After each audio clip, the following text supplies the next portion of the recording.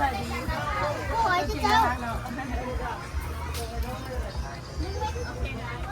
หอยโลนึงเท่าไรหอยนี่ขายแบบไหน3 โล 2 แสน 3 โล 2 แสน ตัวนี้จะเป็นเอา3 โลเอาเท่านั้นเลย โดยใหญ่เล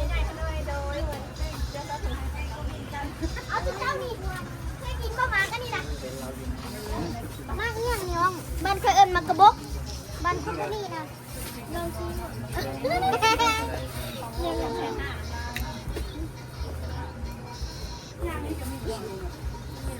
นกินคนละน้อยคนนี้มีไหนซีมได้เนาะ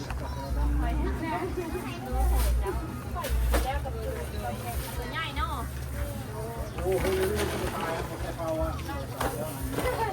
อะไรเขาเจอหอยเหรอหัวซ้ายหอยละลายใส่เลยนี่ไงหอยจำสุดเลิก3 โลโรงงานเนาะเป็นเจ้ามาคงห้านเนี่ยเนาะมีหลายคนเนาะเนี่ยเนาะ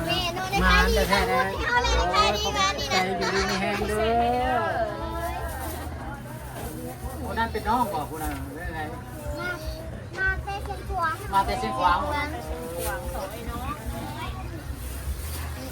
เชียงขวางก็มีบอกแบบนี้ยี่สิบว่ามีเนาะบ่มีเนาะ2 แสนเนาะ โดยเนี่ยแหละมันเฮงๆเด้อ คือกันเด้อ โดยช่องที่3เขาจะได้ติดตามเจ้าที่นี่แหละ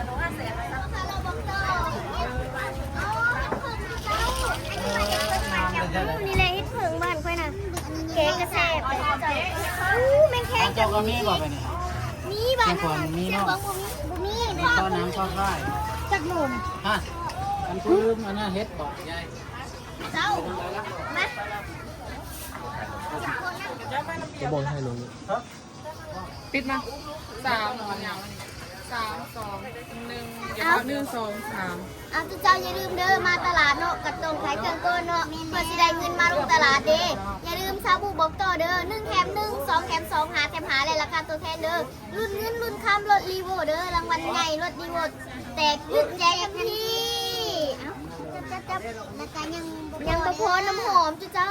เนาะน้ำหอมนี่กะกินผู้ชายแบบโอ้ยเท่ๆนะเจ้าผู้ใดไปสีแล้วเท่ๆล่อๆสินะสมาร์ทอุ้ยมันยังสิว่าเอากินผู้หญิงนี่นะกินผู้หญิงนี่กะงานแบบนี้ดูหอมดื่มทั่วตลาดเลยตอนนี้เมนแล้วอย่าลืมเด้อกินผู้ชายพิมพ์ A11 กินผู้หญิง A22 ทั้งหญิงทั้งชาย A33 ไปเลาะ ไปในคลิปใหม่ละ